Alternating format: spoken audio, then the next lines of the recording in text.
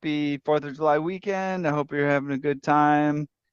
It's a pleasure to have you with us on this at this special time. We're grateful to the stalwarts who show up with us on holiday weekends and through thick and thin. And there are those of you that are always with us, and we appreciate it. It's going to be a good show. If you're there out on socials, Facebook, YouTube, we'll put some links into the chat there so that you can jump into the Zoom call if you want to participate in the chat, get a little bit closer to the action. And we're about to get started here, but we're just kind of letting people get their seats and get comfortable. We'll give an intro to the program if you haven't been here before. We'll give an intro to our guest for today, and then we'll get rolling. But yeah, in the meantime, we're just kind of letting people catch their seats. Our guest for today is Molly Gebrian. Is that how you say it? Is that how you It like to is, pronounce it? yeah. Okay. Very good. I'm impressed. Most people say it wrong, so Okay. nice job. I won't ask how they say it wrong. That'll put some. We'll actually talk about how giving some people the wrong information in their head, even if you're telling them the wrong information so that they get it right, may not be a good idea. That's probably something that you've learned in your research Right. about practicing. Um, but yeah, we'll get started here in just a minute, and I'll give an intro to the program. This is Piano Tech Radio Hour, and what we do here is we gather every Saturday to meet with and learn from the most fascinating and knowledgeable folks in the piano world and beyond. This includes manufacturers, rebuilders, musicians, makers of other instruments, and of course, piano techs. Our mutual goal is to become better at our craft, to help each other, and to create an ever more musical world together. Piano Tech Radio Hour is brought to you by Piano Technicians Masterclasses, an online learning resource that brings you cutting-edge instruction from piano industry masters without leaving your home. You can find out more at pianotechniciansmasterclass.com. You can also subscribe to just this program, Piano Tech Radio Hour, for $16 a month. You get direct access to each week's private Zoom call, as well as all the archival recordings of well over 200 episodes in our member area. You can join using the link bit.ly/join PTRH. That's bit.ly/join PTRH. Always like to remind you we have the audio-only versions of this program on the podcast. You can look that up at pianotechradio.com. Great to listen to while you're on the go, in the car, in the workshop, doing dishes, working out, whatever people do while they're listening to those podcasts. We're popular all over the world. We've reached top 100, top 10, even #1 status in the performing arts category on iTunes in various locations all over the world. Very proud to have a global audience. You can also check out the Substack blog, where we give you little sneak previews into our members only content from the Piano Technicians Masterclasses site. Yeah, there we learn about really obscure but very useful things for the high end, like how are pianos designed? What are the histories of the piano or the action? We could learn about different instruments like the pianoforte or the harpsichord. All sorts of information you really can't find anywhere else. You check out that blog, you'll get a little sneak peek and see if you want to dive in a little bit deeper. Always check out our socials, LinkedIn, Instagram, Facebook, and Twitter, as well as visiting our website at pianotechniciansmasterclass.com to get on the email list, and you'll always get updates about what's going on in this program. And then, of course, we have monthly master classes in various topics. We started in just the piano tech domain, but we've branched out and we've got master classes on everything from, again, the history of the piano action to from the perspective of a piano technician all the way to the perspective of expert in playing pianofortes or the piano, as well as things in conducting, composition, all kinds of cool stuff. All right, let's go into transition to our guest for today. We'll give a little bit of an intro for Dr. Molly Gebrian. She is a professional violist, author, and educator who bridges the worlds of music performance and neuroscience. With degrees from Oberlin, New England Conservatory, and Rice University, she's known for championing works by underrepresented composers and for her groundbreaking research on how the brain learns and remembers music. Molly performs internationally, teaches at the New England Conservatory, and is the author of Learn Faster, Perform Better, Oxford University Press, 2024, helping musicians transform their practice through science-based strategies. Molly, welcome to Piano Tech Radio Hour. Thanks for having me, especially I'm not a pianist. I'm honored to be an honorary pianist today. You're an honorary pianist today. At least you've got those what is it, the left hand fingers working hard. Right, exactly. Yeah. So we I always like to dive a little bit into memory lane at the beginning and find it a little bit of the foundation. So do you remember your first experiences with music and how those actually led to you becoming a professional today? I don't actually. My mom has this story of when I was 2, she took me to the local symphony because they had a children's concert of some sort. And it featured apparently a violinist. And I said, Mommy, what's that? And she said, Oh, it's a violin. And I said, I want to play that. And she's like, Okay, you're 2. Like, what do you know? But apparently I kept asking to play the violin. So finally, when I was 7, she got me lessons. I don't actually remember my lesson. I remember being nervous for it because I didn't, Hmm. know what it was and it's going to be this new Yeah. thing, but also excited, right? Because I'd wanted to play for so long. So as a kid, I actually played violin, cello, and viola. I started cello in Wow. the school system. Everybody started an instrument in 4th grade. And I had already been playing in the school orchestra, and I was better than all the kids because I'd been taking private lessons since I was 7. I was bored. So I was like, well, I'll start the cello. Why not? At the end of 4th grade, again, I was bored. I was better than all the kids because I'd been playing violin and I had so much foundation. And my orchestra director at school was like, why don't you play the viola? And I had never even heard of that. And he's like, here's a viola, teach yourself the clef over the summer. And yeah, so I played all 3 for many years, actually. And now I'm just a violist. I picked the best one. And what is it about the viola that you find the most appealing? My son actually takes cello lessons, Nice. and as is relatively clear, I play the piano primarily. I always thought if I were to take another instrument, I would want to do the cello. So it's been kind of advantageous, and I've learned a little bit about the Cool. cello. But yeah, what do you like about the viola? Yeah, I mean, for me, like the violin is too high. I like the sound of the viola a lot better. I really love cello, but I never took private lessons. I took violin and viola lessons kind of from the beginning, essentially. I never really took cello lessons, and so it never really made sense to me. I kind of tried to play it like a I mean, I played it like a cello, but I held the bow like a violin bow. I did fingerings kind of more like violin fingerings. And so it never really made sense to me. And so it was clear that like I wasn't gonna really continue with cello. And then um violin and viola, I actually the reason I became a professional musician, I got very injured when I was 15. I got tendonitis really badly in both wrists, and I had to take the entire summer off from playing.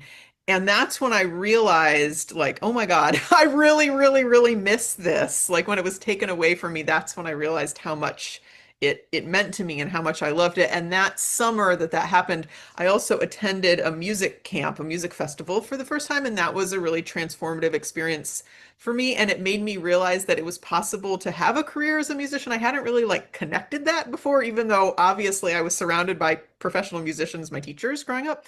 But that kind of connected for me. And then realizing like, oh my God, I really miss this. I love this. That's when I decided to go into music. But also that summer, the doctor who treated me, who specializes in musicians' injuries, he was like, you have to choose at this point between violin and viola if you want to recover because they're using slightly different muscles in slightly different ways. Hmm. Because you're injured, it will be better if you choose. And at that point, I was so glad to have an excuse to give up violin. I didn't really like playing violin anymore.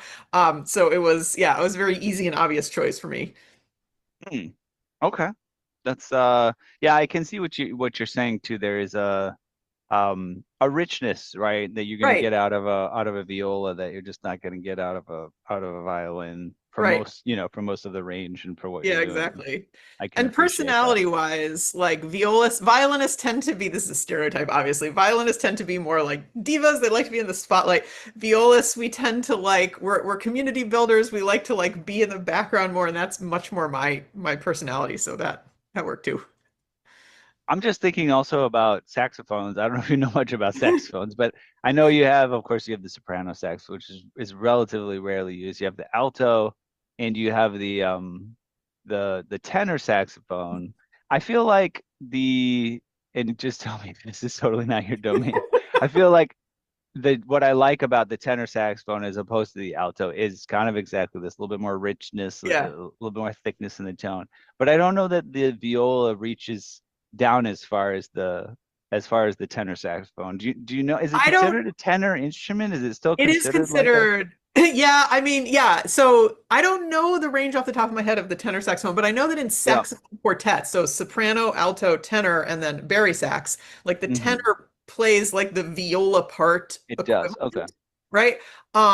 And yeah, I don't know the exact range of it. The viola is considered both an alto and a tenor instrument depending on how it's used. It can play different roles. So yeah, that's a good analogy to tenor sax. Okay. All right. Saxophone Um, players can weigh in and yell at us. yeah, we don't saxophoners are far outside our wheelhouse. I don't know if I listen, it's got to be on my agenda now to get a saxophone player on the That's program. right. I don't know that I have had one. They're fascinating. But yeah, that's also I appreciate what you said about the kind of, a little bit more low key, a little bit Yeah. more, just grounded instrument to play. That makes a lot of sense. Let's talk a little bit about your trajectory as a professional here, Mhm. and when you first noticed the creep of these alternate topics coming into your domain of saying, oh, wow, the brain, how does that work? How, practicing, not just, oh, I just need to practice, but how do I So practice I and how does practice. that all work? Yeah. Right. So the question about practicing actually started when I was recovering from the injury, because when I came back, I was allowed to practice for 2 minutes the first day, then 4 minutes, then 6 minutes. I had to come back to playing very, very, very slowly. So I had to learn how to practice much more efficiently than I had before because I had such little time. But the science piece of it came in. I went to Oberlin for undergrad, and I knew that I wanted to double major in viola and something. When I got there, I only applied to double degree programs as an undergrad. But I have so many different interests. I always have. I didn't know what I wanted to double major in. But then my first semester freshman year, I took a freshman only symposium or something on neuroscience. And it was hands down the most fascinating thing I'd ever learned about. I took it kind of on a whim, like it just looked really interesting in the course catalog. And I was like, okay, sure, like I'll take this. And like within 2 weeks, I was like, this is what I want to double major, and this is so interesting. And so I double majored in viola and neuroscience at Oberlin. The neuroscience was truly just for fun. I always say that when I tell this story because I had zero plans to go on with it. I just wanted to learn about brains because I thought they were fascinating. And then after Oberlin, I went to New England Conservatory for my master's. Obviously, I had decided not to do anything with neuroscience, which has kind of been the plan all along. But I got to NEC and I really quickly realized that I really missed the neuroscience. And I was like, well, what do I do now? I'm at a conservatory, like I can't take neuroscience classes. So I'm very fortunate that NEC allowed me to do a number of independent studies looking into aspects of music in the brain, just like, again, for my own research, and give me course credit for it, which was awesome. And that's when I really started to combine the two at the end of my studies at Oberlin. That's when I had really started to see the connections between what I was learning in my neuroscience classes and what my viola professor was teaching me about good practice habits. I was like, there's a lot of overlap here. And so the first independent study I did at NEC was to look into the research on learning to see, okay, what have scientists found about how the brain learns? And then how could I apply that as a musician to my practicing? And again, it was just for me to practice better.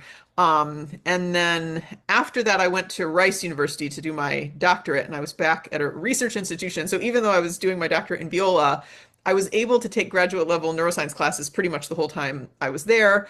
And I was also, there's a composition professor at Rice who has a real interest in cognitive science. And he and I together, I was what was my title? I was the assistant director for two interdisciplinary symposia on music and the brain. And to get the student body sort of excited about that so that they would be sort of involved when the event took place, the school asked me to teach this lunchtime series they called Pizza and Brains. The school supplied free pizza and soda for the students to come. You feed people, they show up. And then I basically for an hour, like taught people anything I wanted essentially about music and the brain. And it was the first time I'd really like shared that information with other people. Up to that point, it was just for my own interest. And one, I discovered that people found it really interesting. It wasn't just me who found it interesting. And two, I was like, wow, this is really fun, like sharing this with other people. And so that's when I really started combining it in a way to share with other people. Um, and then for the last 10 years, I've been a viola professor at different universities. And alongside everything I've been doing as a viola professor, I was also presenting very often, writing articles for journals or whatever about the science of practicing. I have a YouTube channel where I make long form videos on that stuff.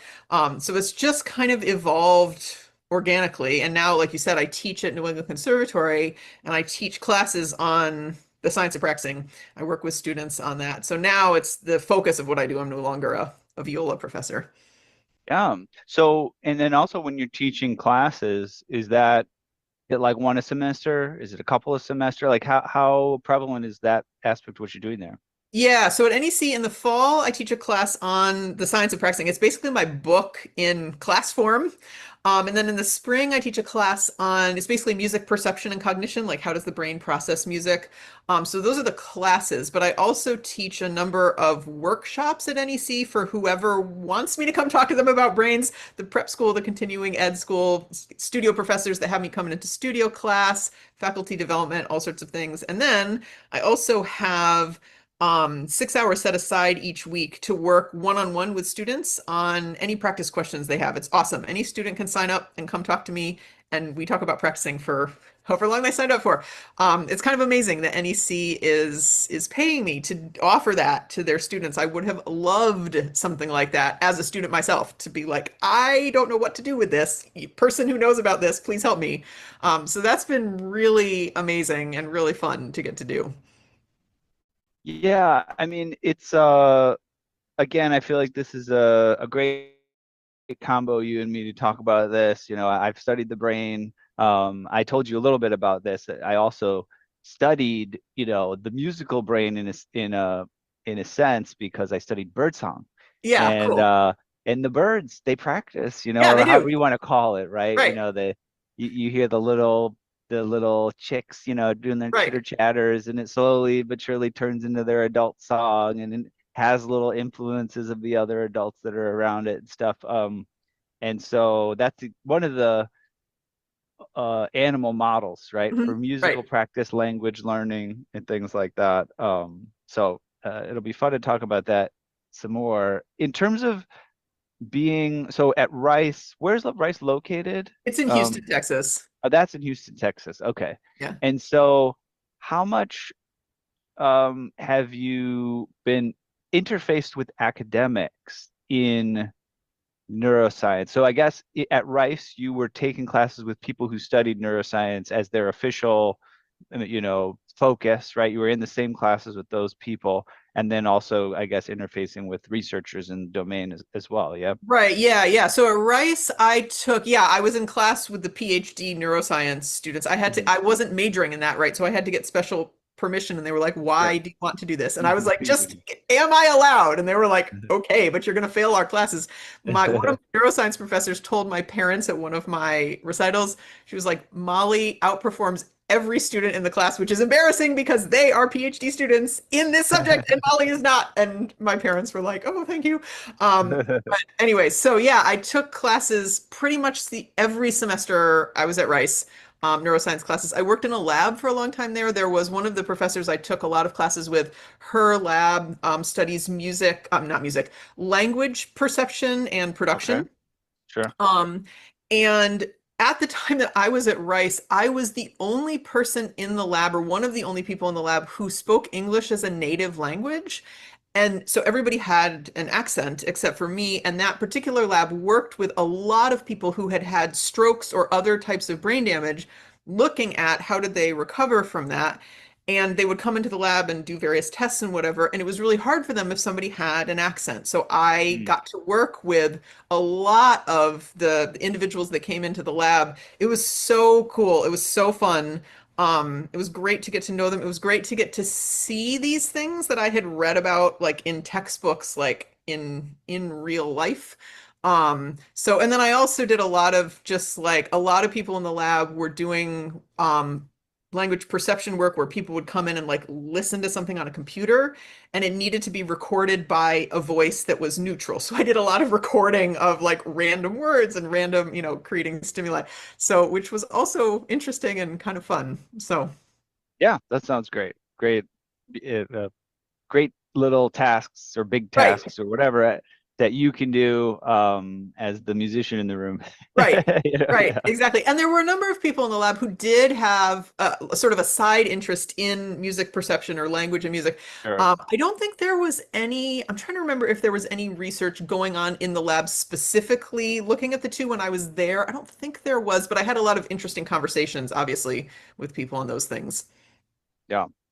All right, let's get into the facts of the matter here, kind of what you've learned.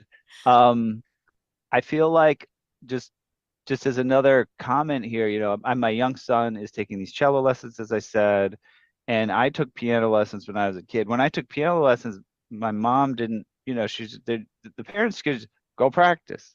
And Yeah, even my teacher, did you practice? right.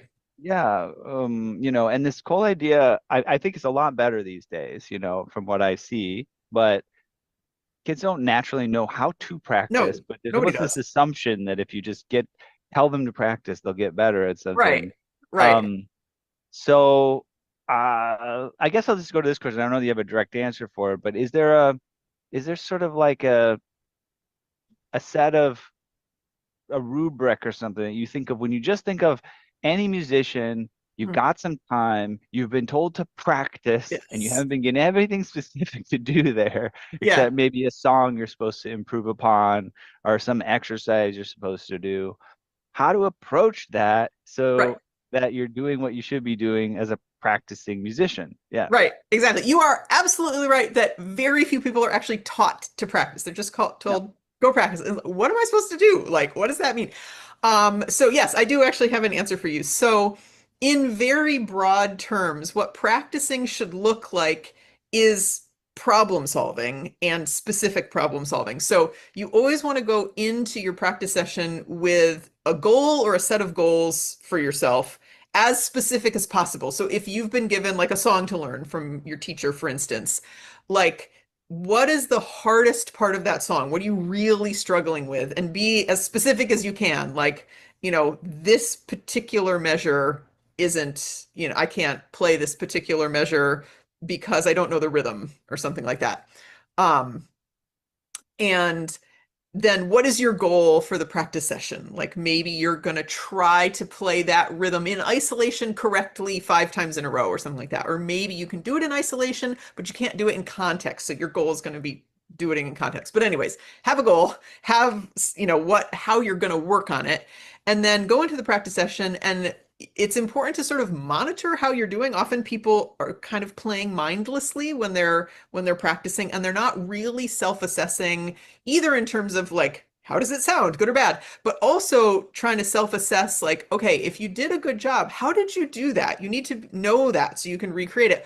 Or if things are going wrong, why are they going wrong? Very often musicians are just like, well, that sounds terrible. It's like, okay, that's nice, but why? Because you can't solve it if you don't know the why, right? And then figuring out, the why of why is it good, why is it bad, and then sort of solidifying it in broader terms, something that gets left out of the conversation a lot is the importance of taking breaks and what's known as interleaving.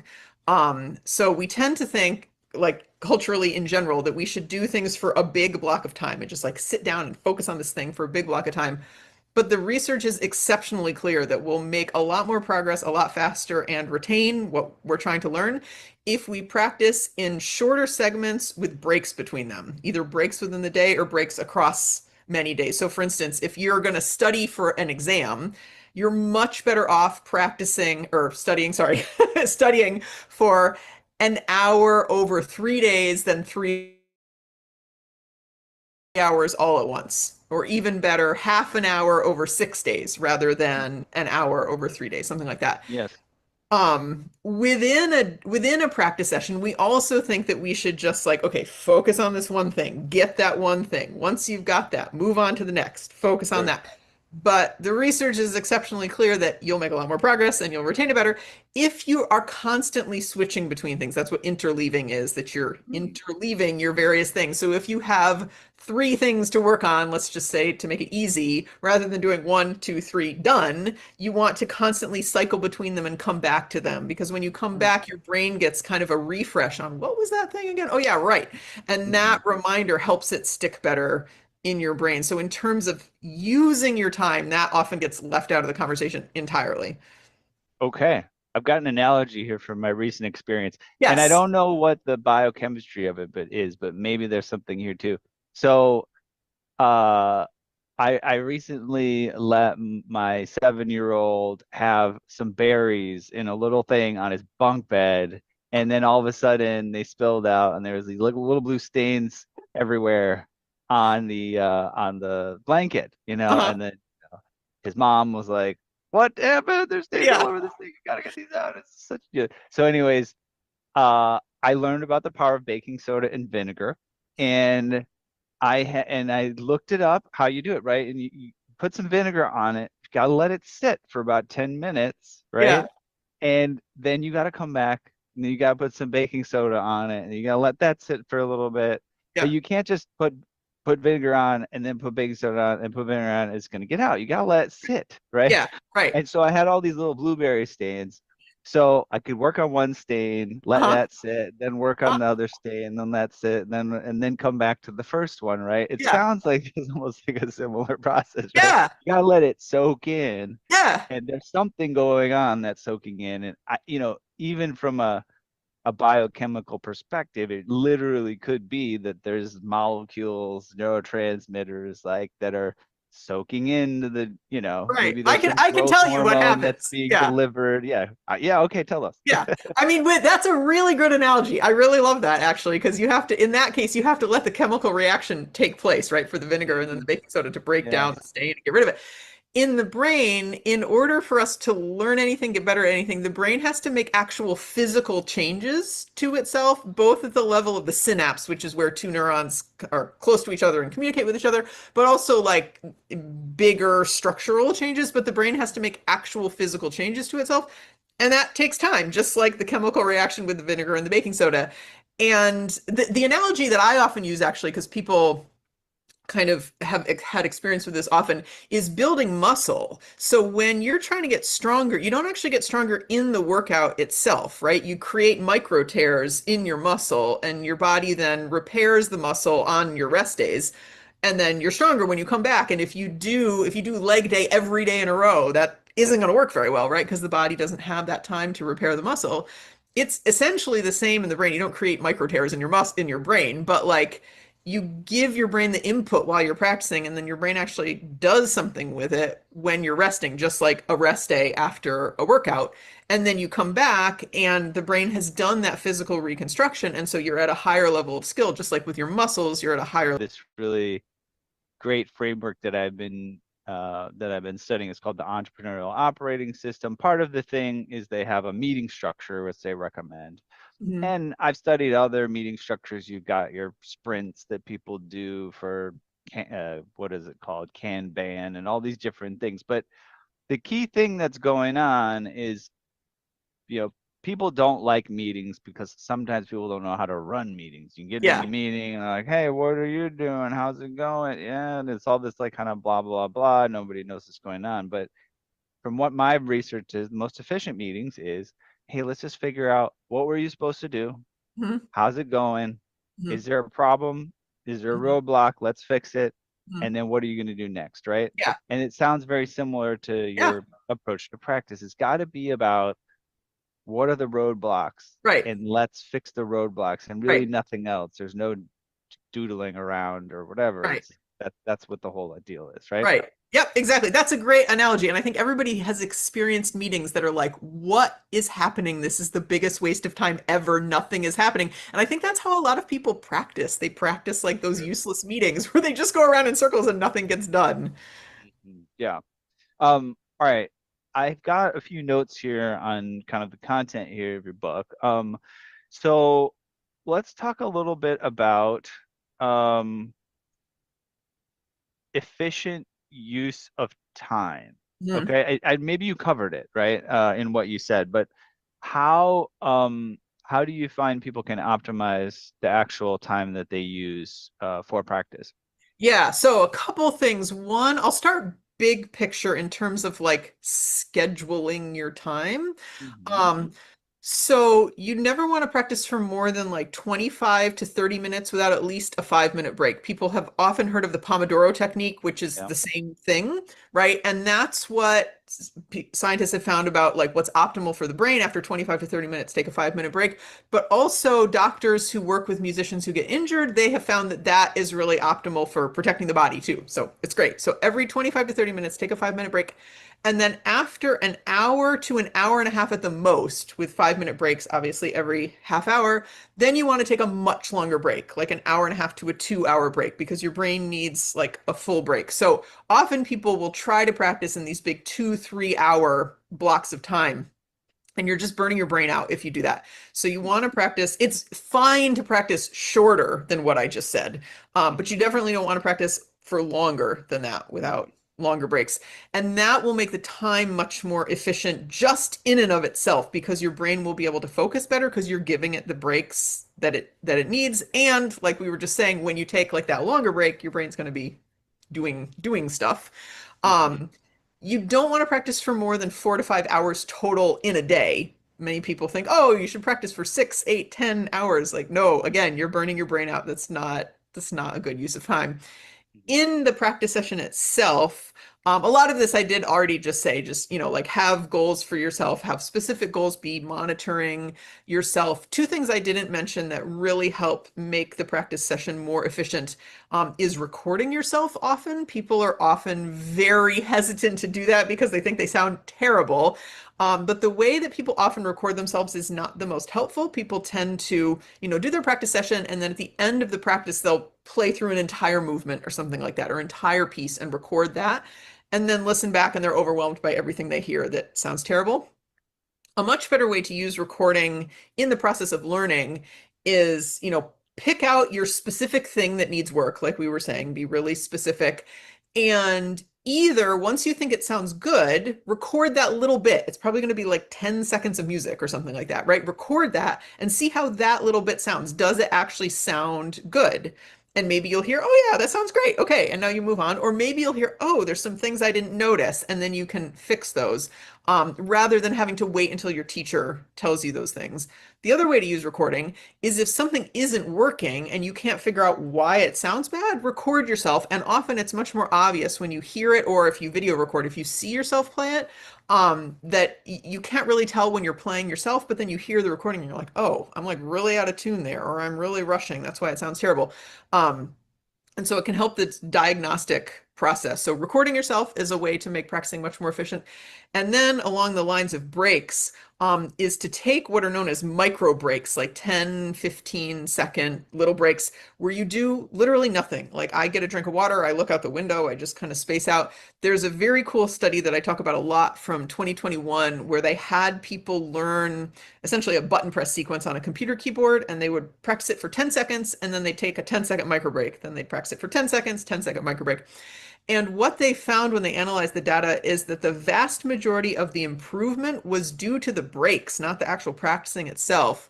They had people hooked up to a brain scanner the whole time, and they found that in the breaks, the brain was replaying what they were practicing 20 times faster. So the brain was doing this super fast forward replay, and that's what was making the progress. So that study only came out in 2021. So I have only been taking micro breaks since 2021, but it makes a huge difference in how quickly I can learn things, how well I retain them.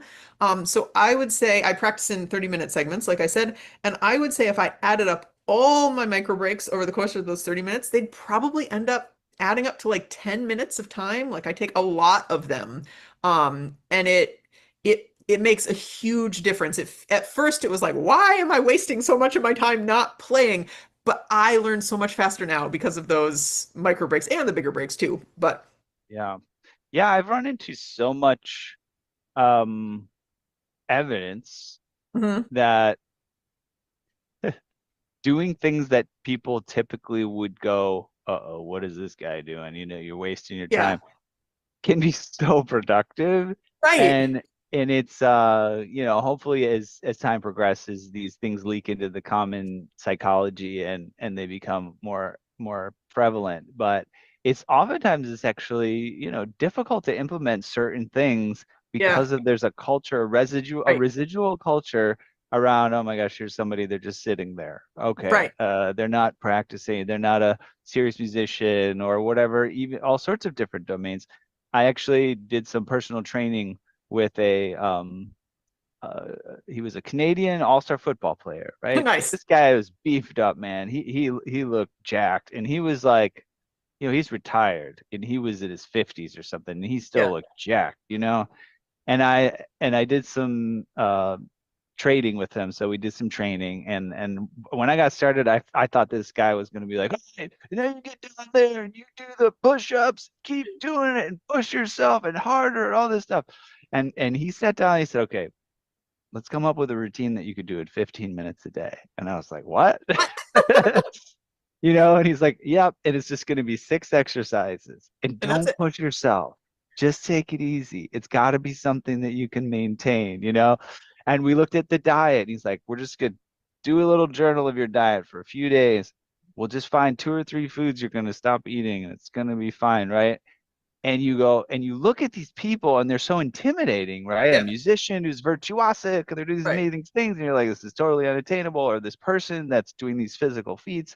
And you Right. can't imagine that in order to do those things, that there's a certain amount of time they're just looking at their watch. Right. You know, Right. it's like waiting. Right. Yeah. Yeah. It's So, anyways, there's a lot to scary. reinforce these concepts, yes. Yeah, But totally. you have to find ways to. I think there's sometimes a battle at, Yeah. at play. I don't know if you've encountered that at all. Have you encountered that? Like Yeah. I mean, maybe with your it's colleagues that, some of these really serious musicians who are just kind of slave drivers. I don't know. You right. No, encountered any of definitely. this? Yeah. Definitely. Yeah. I mean, it's a very counterintuitive thing that you make more progress by sitting around like that. Hmm. That Yeah. doesn't really make sense. And it's interesting what the reaction has been to this when I talk about it. Some people immediately are like, oh my gosh, that makes so much sense because of some other experience they've had that they've seen, like, oh, now I understand why that happened. And they immediately adopt this. Other people are like, I don't know, but okay, I'll give it a try. They're kind of reluctant, but they're open to it.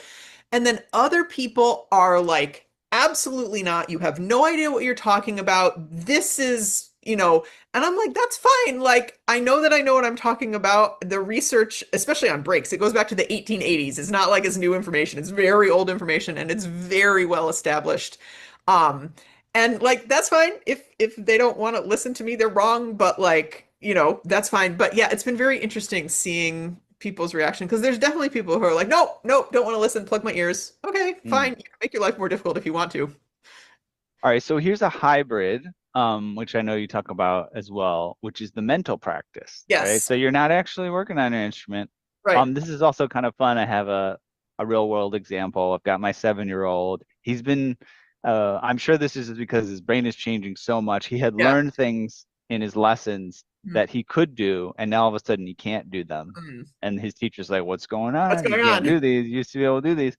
And he hasn't been consistently as practicing, but we were on our way, or we were just driving around or something. I said, buddy, practice. Let's practice just the thing with your fingers, Yeah. on your knee or whatever. Yeah. And he was like, Papa, what are we doing? Like, this is such a bad idea.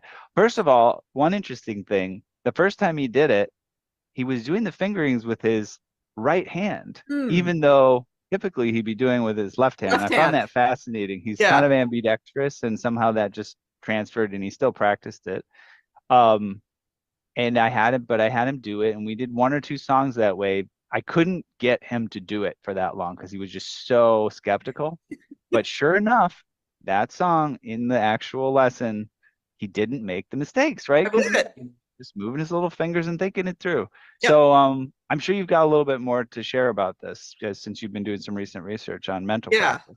Yeah. I love that. I love that story. Mental practice is so powerful. But like your son, like it seems dumb. Like, why should I do this? Like, I'm not on the instrument. Like, this isn't going to do anything. But yeah, the research on mental practice, it shows a couple things. One, there's a study I always talk about where they took people who had never played any instrument ever and they had to learn how to play a 5-note scale up and down on the piano.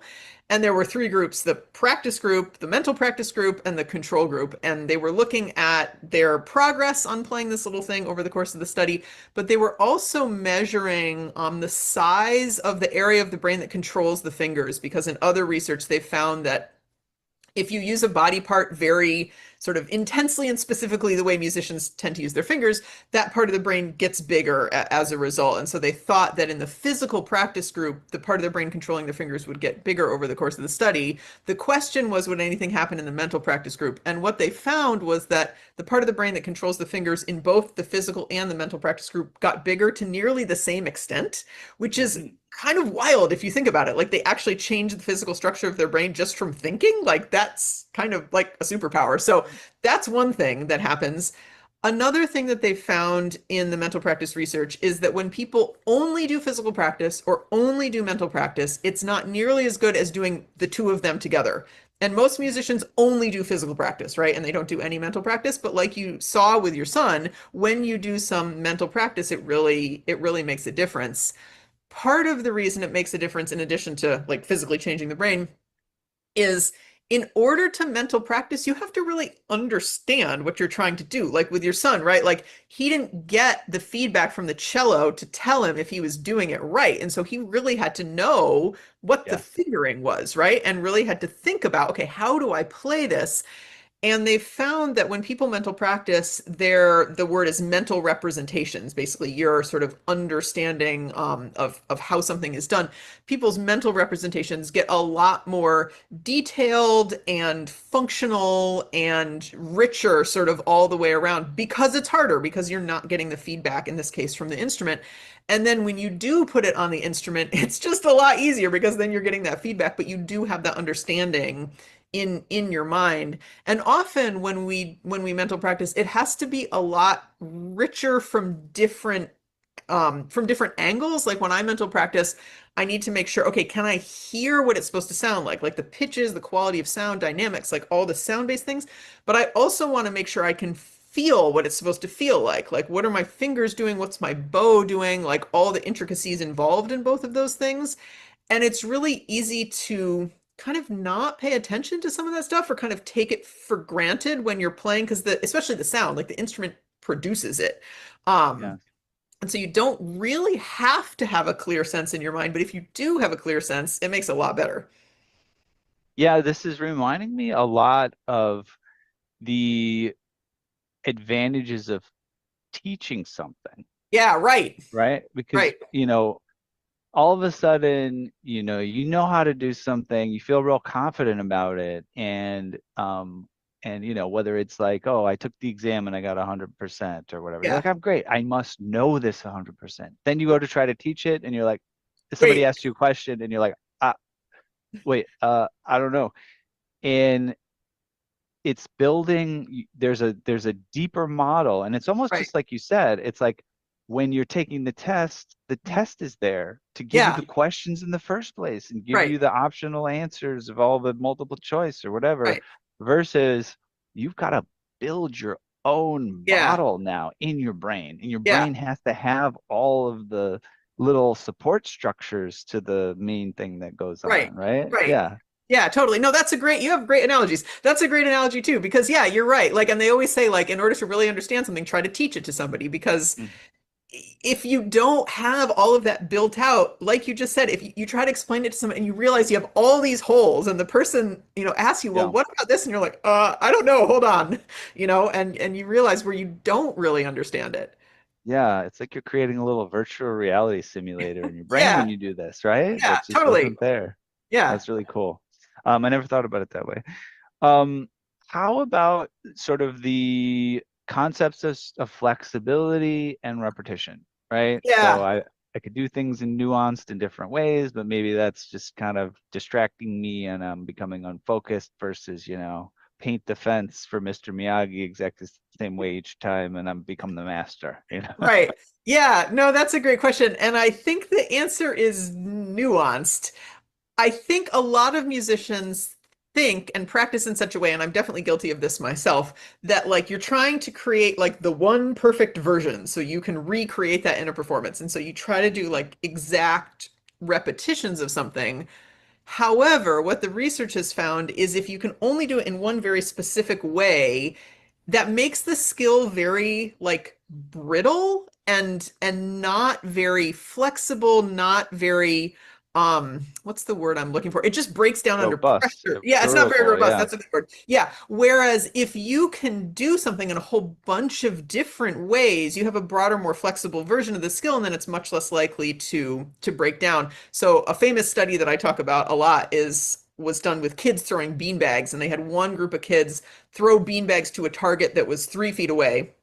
And then the other group of kids threw beanbags to two targets, one that was 2 feet away, one that was 4 feet away. And then they tested the kids on throwing these beanbags, and the test was on a target 3 feet away. You'd think the kids that practiced throwing the beanbag to the 3 foot target would do better, but actually the kids that threw the beanbag to the 2 foot and the 4 foot target did better because they created a more flexible version of the skill. They had to know, okay, to throw it 2 feet, I do this, to throw it 4 feet, I do this. And so then they could calibrate 3 feet better in a high pressure situation, a test. And so, but the other Mm-hmm. part of this story with this research, it's called variable practice when you practice in a variable way, is when Yeah. someone's skill level is relatively low. If there's too much variability, it totally messes them up because their skill level is low. There's already a lot of variability inherent in it because they kind of suck at it. And if you put in more variability, it's just too much at Yeah. once, and the brain can't make sense of it.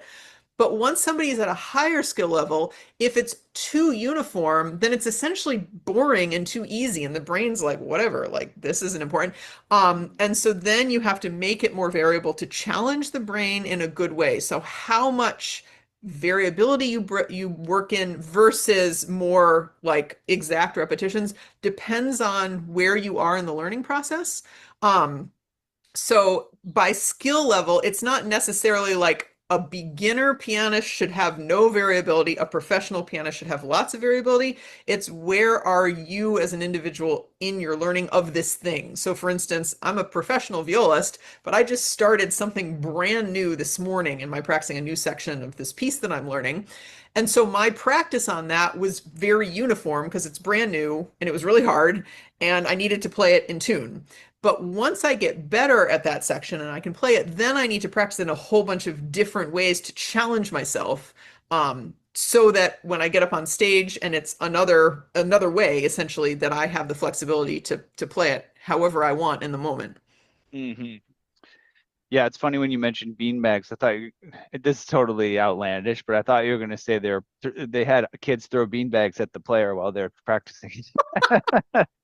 you know, so you could really have all the, different scenarios.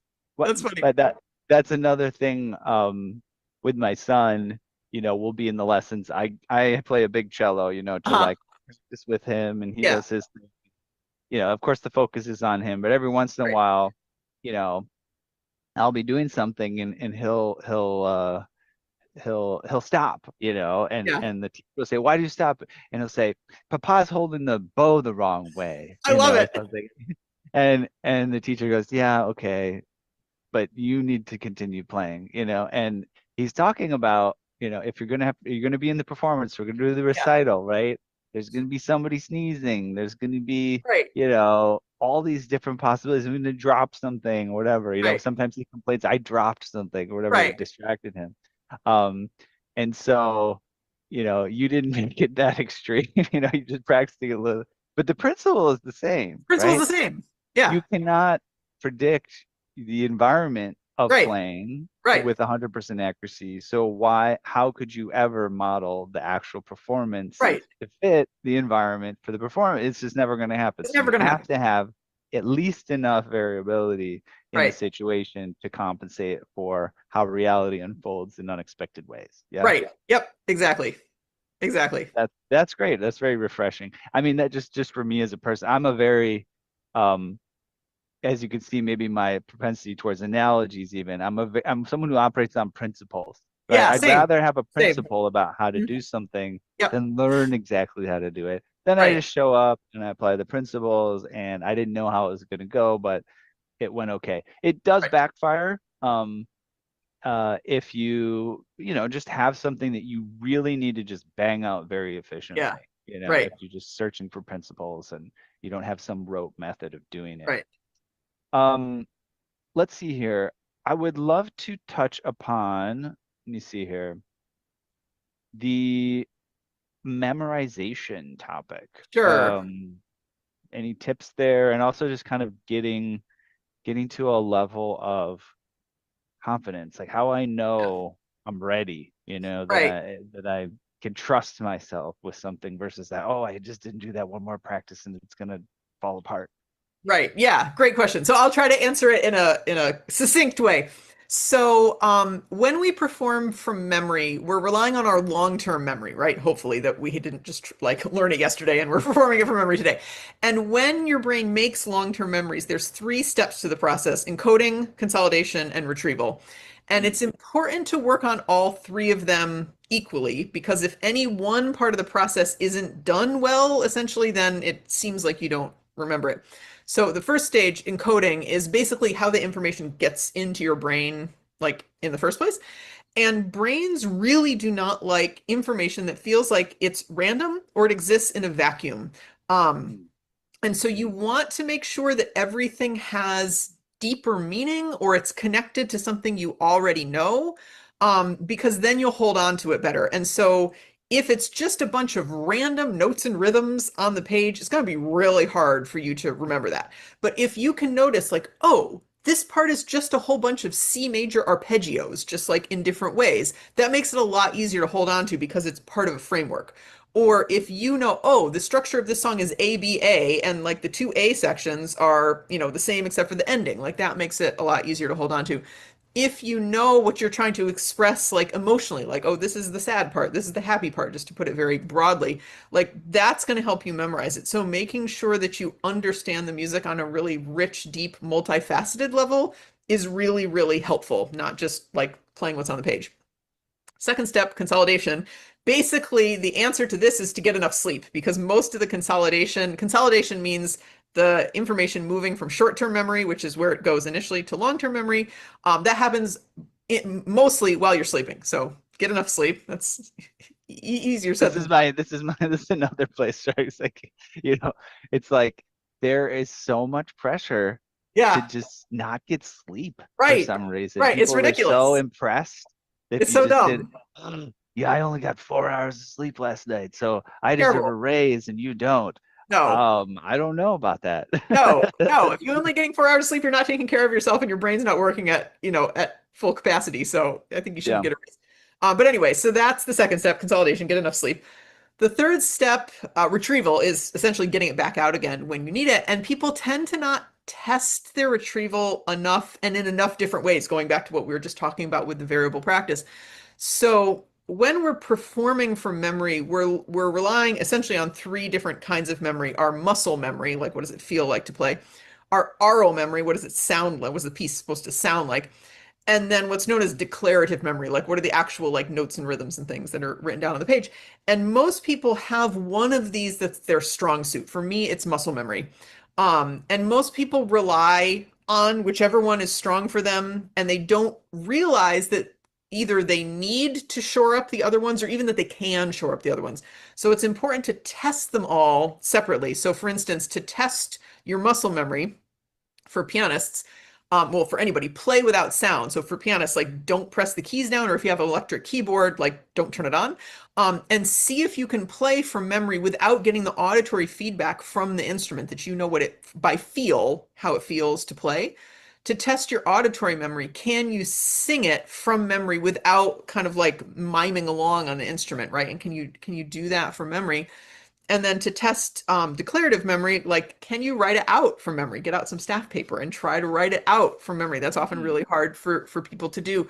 But if you test your memory in these various ways, then they all reinforce each other, and it works a lot better. And then also, like you were saying with your son, like dropping things and whatever, like try to make it harder for yourself to perform it from memory. Something that I love to do to test my memory is to put on headphones and either play different music in my headphones or the same music as I'm playing from memory, just starting it so it's not with me.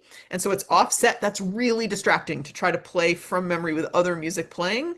But if you can mm, do that, you know that you have it memorized. Or have someone in the room trying to distract you, dropping things, making noise, pulling at your clothes, like, whatever. Because then that really tests your memory, and that gives you a lot more confidence in the performance, that like, okay, I know this because I could do it fine with all that ridiculousness, going on in the practice room. And then also the interleaved practice thing that we were talking about, that especially the parts that you're worried you might forget, like play them randomly out of the blue when you're not even thinking of that piece. Can you just start, in that spot that you're worried about when you've been in the middle of cooking dinner or practicing something completely different? And so sort of spot check yourself in that way. Can you just do it on the spot? And that helps your memory, but also gives you more confidence that you do actually know it. Great stuff. Well, the hour has zoomed by. We're almost done here. And I want to do maybe like just a quick uh, uh, pulling everything together. For I Sure. have an idea for that, and then also just kind of sharing tip things that final words, wisdom, links, and promotions and stuff like that. The way I like to cinch it all together is the book is Learn Faster, Perform Better. I don't know if there's a subtitle, but There it is a doesn't say subtitle. learn music faster, perform music better. It says learn faster, perform better. So I'm curious if you found, I know it's directed towards musicians, but if you found there's sort of some generalizable, themes here where, the average person can take this away if they're just learning how to play football or, whatever. Yeah, Yeah. no, yeah, there is a subtitle. The subtitle is A Musician's Guide to the Neuroscience of Practicing. But Okay. everything I talk about in my book applies generally to learning everything, period. And a Sure. lot Yeah. of the research I cite was not done on musicians. It was done on all sorts of athletes, surgeons, everyday people, whatever. And so, yeah, I mean, everything we've talked about today in terms of like setting specific goals and monitoring how you're doing and taking breaks and interleaving your practice and having variability in there and sort of testing yourself in different ways. All of that applies to learning literally anything. It's Mm. just the specifics of, okay, what does this look like for learning how to play football versus learning how to speak Japanese versus learning how to play the piano, right? The specifics will be different, but like we were talking about with principles, the principles of it are the same regardless. Great. And any place you want to send people? I mean, so they're going to go buy the book. We've mentioned the title. It's on Amazon, Yep. audiobook, physical copy. Any other little things to promote to check out? Sure. Yeah, so people can go to my website. It's just mollygebrian.com. I'm the only Molly Gebrian in the world, so I'm very easy to find, which is nice. On my website, I have a ton of videos on the science of practicing. They're also on my YouTube channel, which is again just my name. My website also has lots of like free PDFs that you can download. You don't even have to give me your sign up for my mailing list or give me your email. Just take them. Podcasts where I've been a guest in the past, you can go listen to those. I do have a newsletter. It comes out on the 1st, the 11th, and the 21st of each month. And it's one idea about practicing, one question to ask yourself about practicing, and one practice tip. It's really short and sweet. I don't like long newsletters. I don't have time to read those. I think it probably takes people 30 seconds to read, but people have said it's really helpful. So if that's of interest, people can sign up for that. But I'm very easy to find. I have lots of free resources around the internet. So All right. Well, I'll walk us out. Thank you so much. thank We you. have reached the end of another musical journey here at Piano Tech Radio Hour. Thanks again to Molly Gebrian for joining us today, as well as folks that are joining us live on Saturday. As always, we're brought to you by Piano Technicians Masterclasses, cutting edge instruction from piano industry masters without leaving your home. For those of you that joined us today, by signing up for this session individually, you make your life more convenient. You subscribe to Piano Tech Radio at just $16 a month. You get the recording of today's session in a member area, as well as automatic registration for each week's new session. Sign up at bit.ly/join PTRH, bit.ly/join PTRH. Don't